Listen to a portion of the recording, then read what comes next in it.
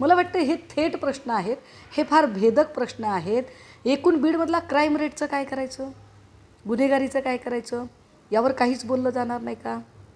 बरं, पण हे मीडियाच नाही, राजकारणी सुद्धा यावर बोलत नाहीयेत. म्हणजे बोललं पाहिजे ना, पण याच्यावर बोललं पाहिजे. आणि का बोललं पाहिजे ना, तर गोविंद भैया हे याच्यासाठी बोललं पाहिजे कारण निष्कारण तुम्ही ओबीसी विरुद्ध मराठा असा वाद रंगवण्याचा प्रयत्न केला जातो, हे वाईट आहे.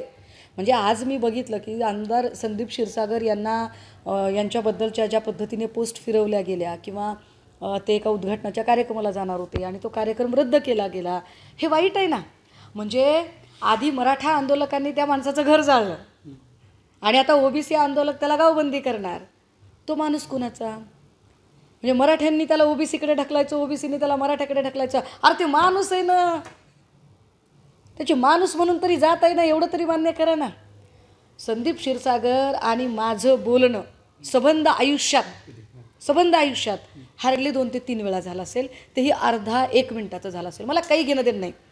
महाराष्ट्रातल्या एकाही आमदाराकडे, खासदाराकडे, एकाही मंत्र्याकडे माझं कुठलंही काम नाही आहे. ना सत्ताधारी, ना पक्षातले, ना माझे स्वपक्षातले, कुणाकडेही माझं कसलंही 1 रुपयाचा आर्थिक व्यवहार नाही आहे.